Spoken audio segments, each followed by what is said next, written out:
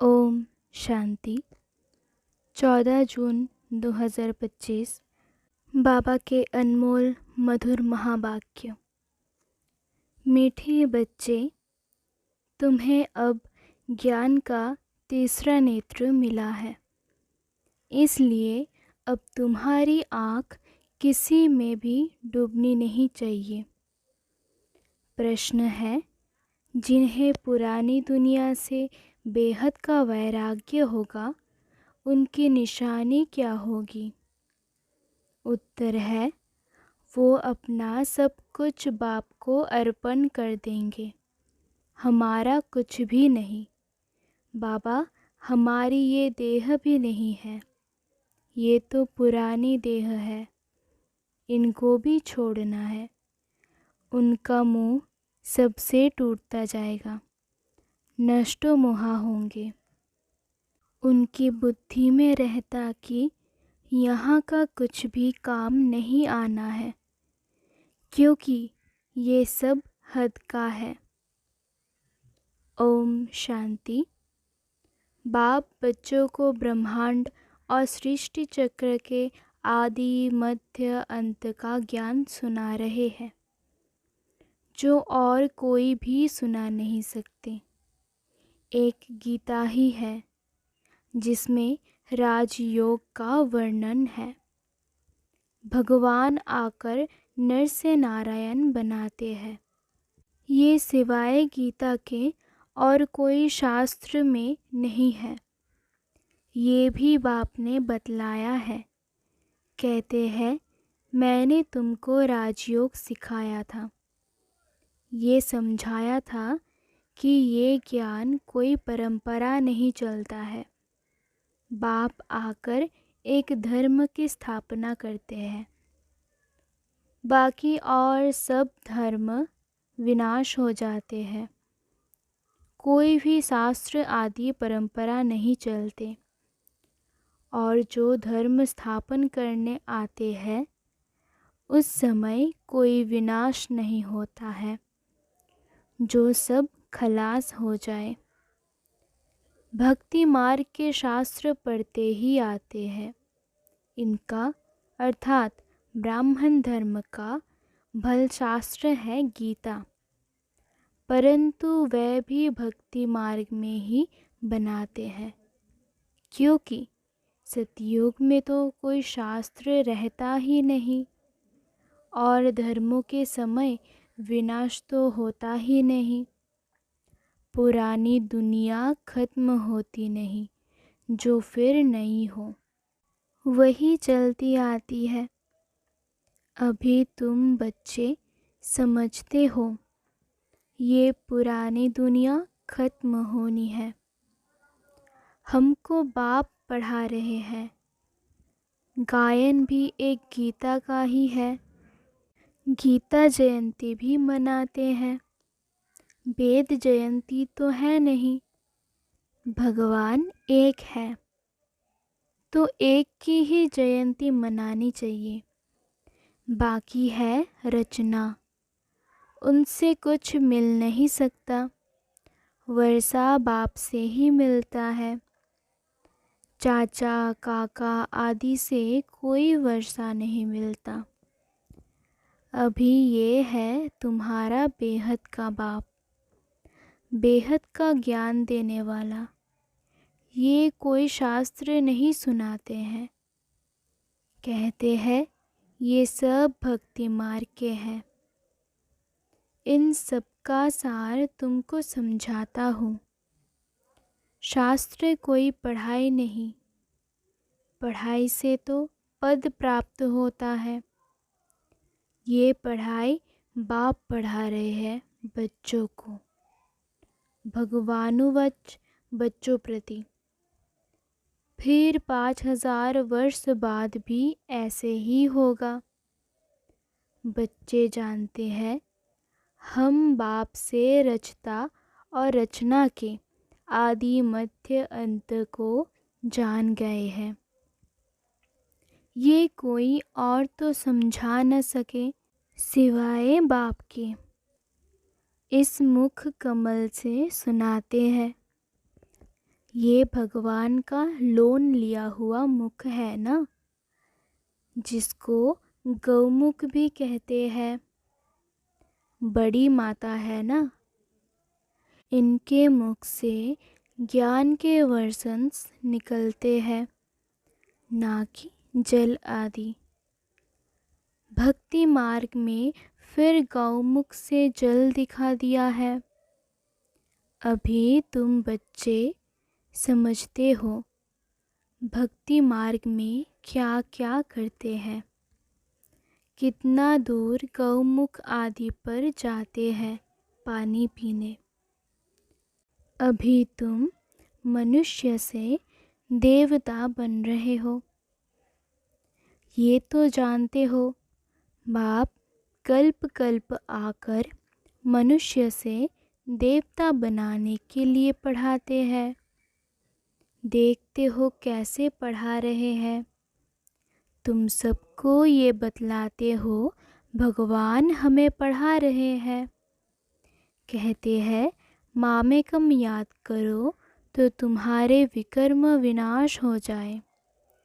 तुम जानते हो सतयुग में थोड़े मनुष्य होते हैं, कलयुग में कितने ढेर मनुष्य हैं।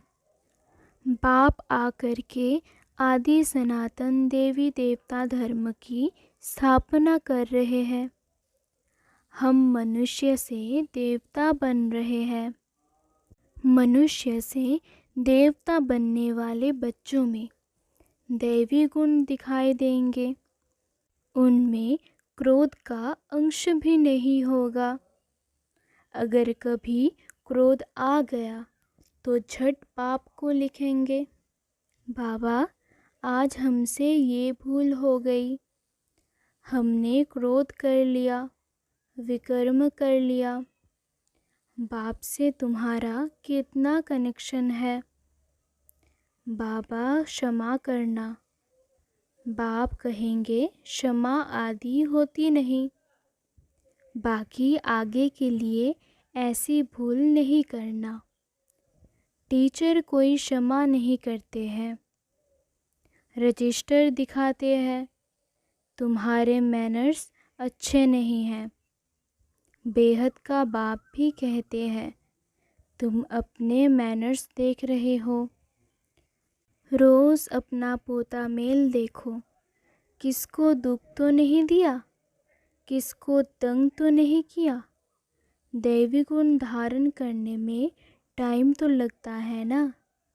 देह अभिमान बड़ा ही मुश्किल से टूटता है।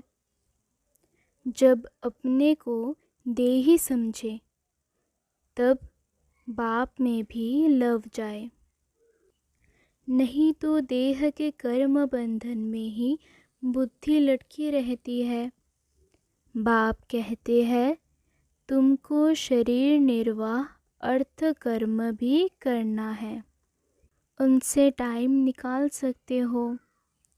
भक्ति के लिए भी टाइम निकालते हैं ना। मीरा श्री कृष्ण की ही याद में रहती थी ना, पुनर्जन्म तो यहाँ ही लेती गई। अभी तुम बच्चों को इस पुरानी दुनिया से वैराग्य आता है।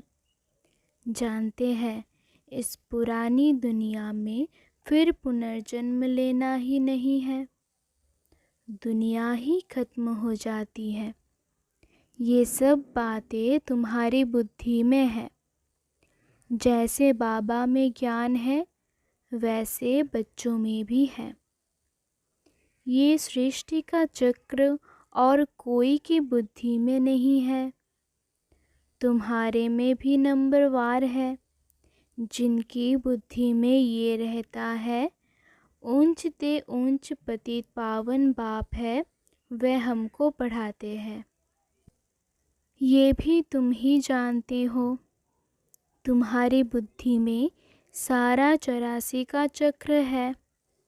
स्मृति रहती है अभी इस नर्क में ये अंतिम जन्म है।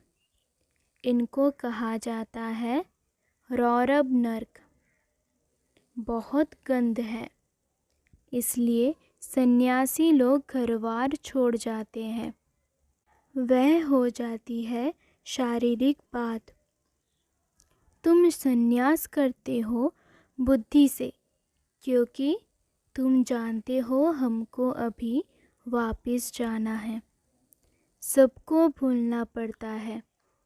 ये पुरानी छीछी दुनिया खत्म हुई पड़ी है।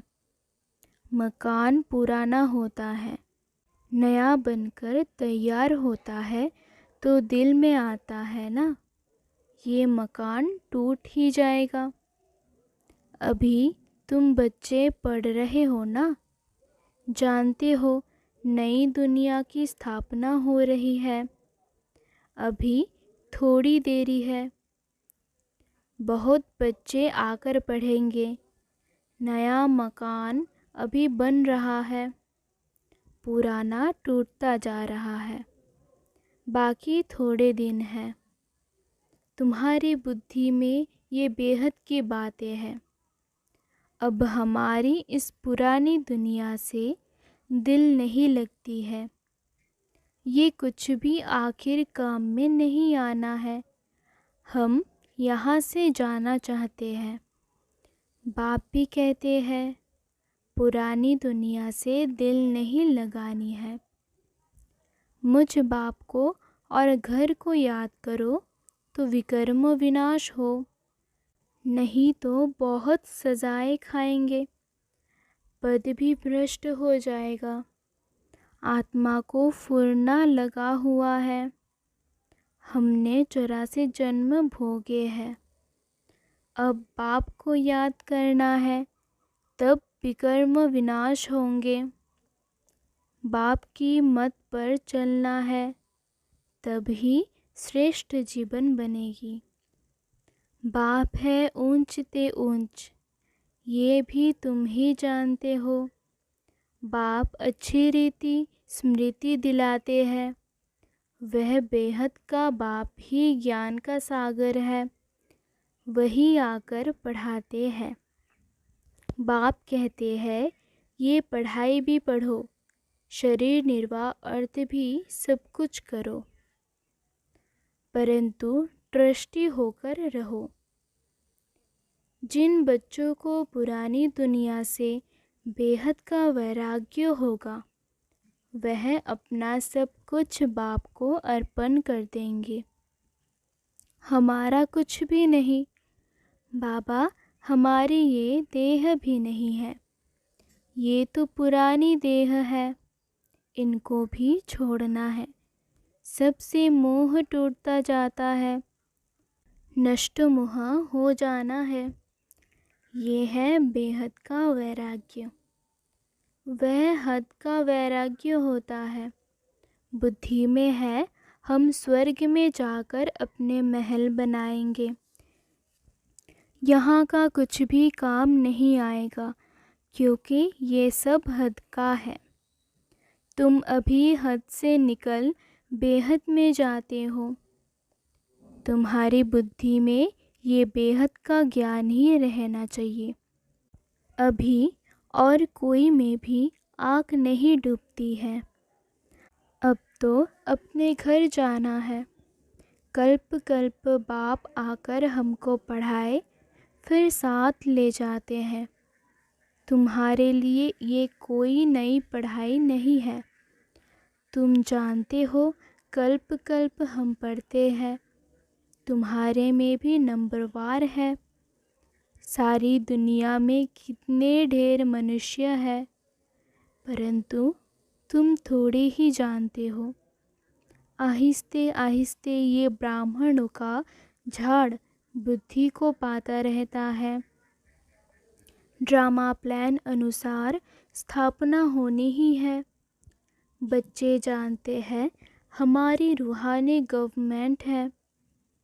हम दिव्य दृष्टि से नई दुनिया को देखते हैं, वहाँ ही जाना है। भगवान भी एक है, वही पढ़ाने वाला है।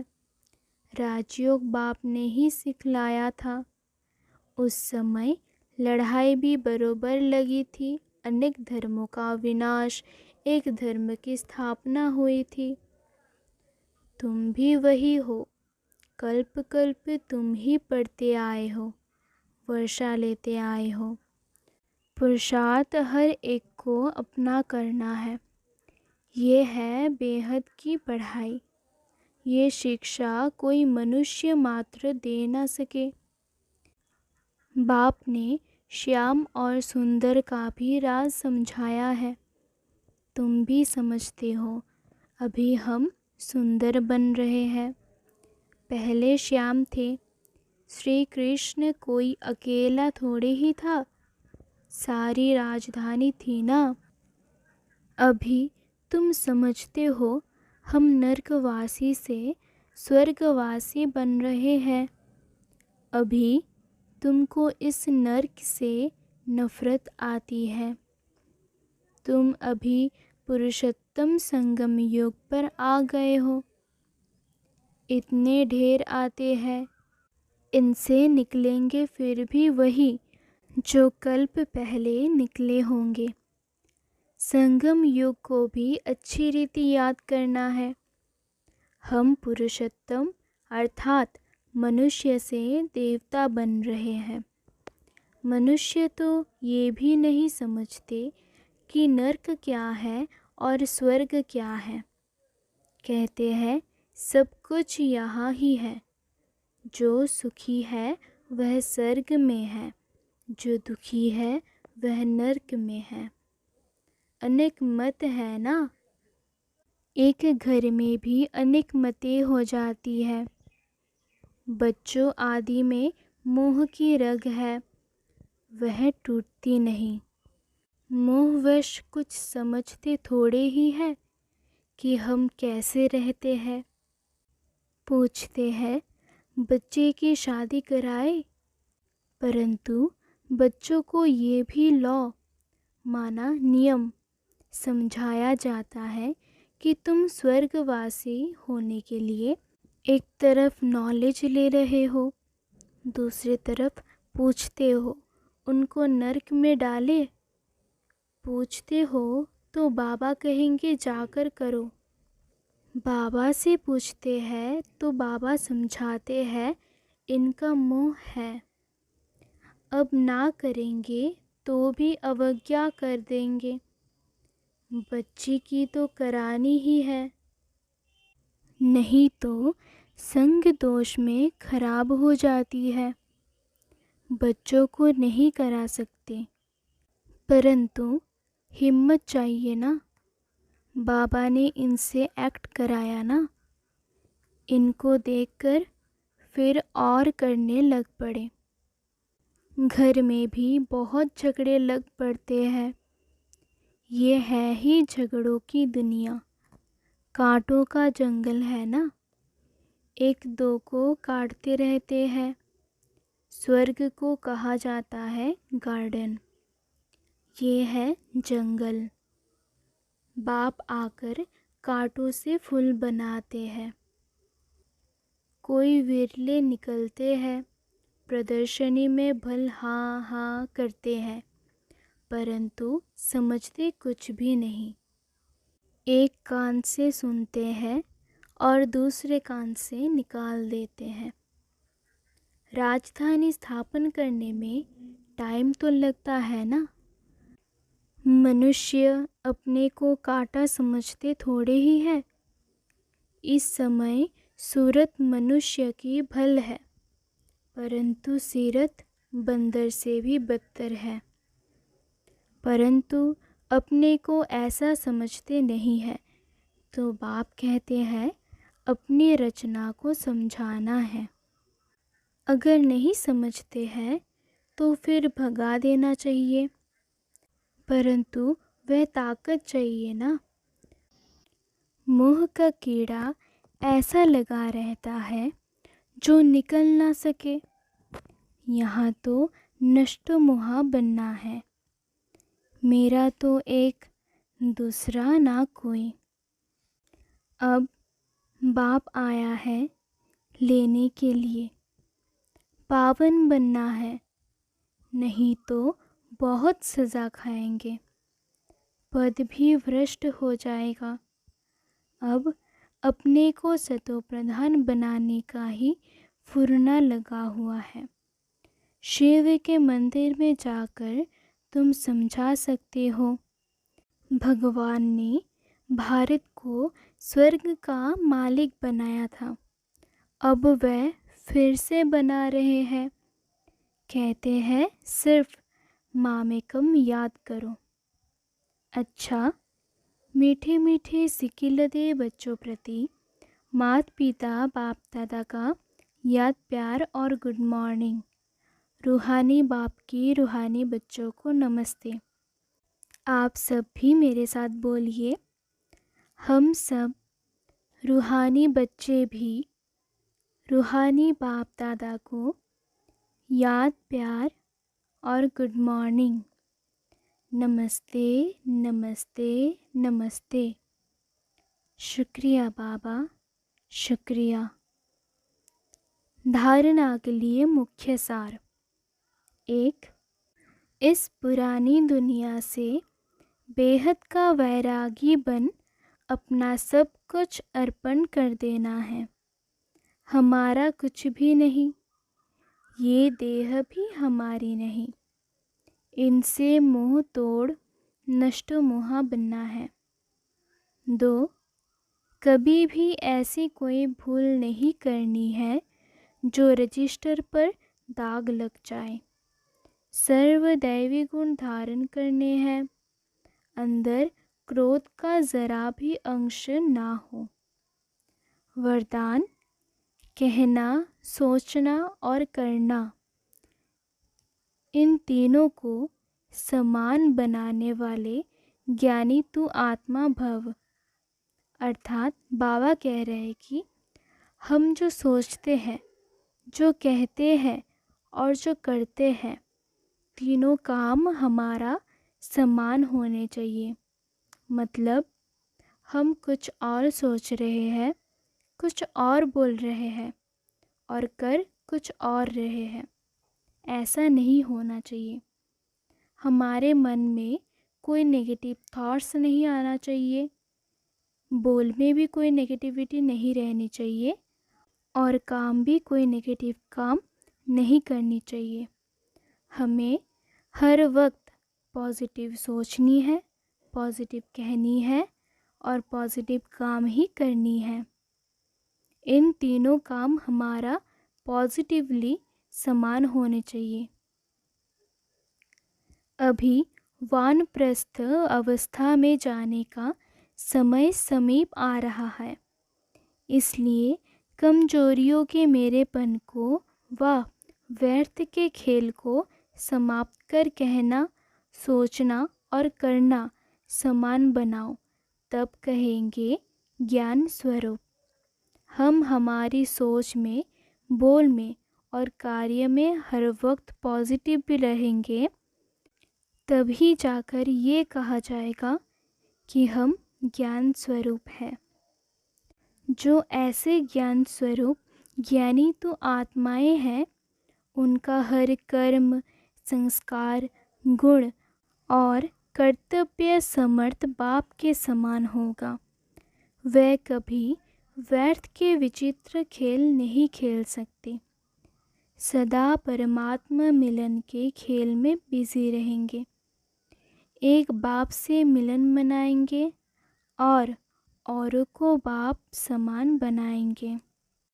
स्लोगन, सेवाओं का उमंग छोटी छोटी बीमारियों को मर्ज कर देता है। हम अगर सेवा में उमंग रहेंगे, उत्साह में रहेंगे, तो हमारे शरीर में जो भी छोटी छोटी बीमारियां हैं वो सब खत्म हो जाएंगे। हमको कोई महसूस ही नहीं होगी कि हमारे शरीर में कोई बीमारियां भी थी। अव्यक्त इशारे, आत्मिक स्थिति में रहने का अभ्यास करो, अंतर्मुखी बनो। अंतर्मुखी अर्थात मुख और मन का मौन रखने वाले। मुख का मौन तो दुनिया में भी रखते हैं, लेकिन यहाँ व्यर्थ संकल्प से मन का मौन होना चाहिए। हम मुख से तो चुप हो जाते हैं, लेकिन मन से नहीं हो पाते हैं, क्योंकि हमारे मन में हर वक्त कोई ना कोई संकल्प ज़रूर चलता है। चाहे हम मुख से कुछ ना बोलें, लेकिन मन बोलता रहता है। हम मुख से चुप रहकर भी मन से बहुत कुछ बोल जाते हैं। हमारे मन में बहुत सारे व्यर्थ संकल्प चलते रहते हैं। मन से भी और मुख से भी हमें मौन होना है, हमें चुप रहना है। अगर मन में कोई संकल्प चले तो वो व्यर्थ नहीं, पॉजिटिव संकल्प होने चाहिए।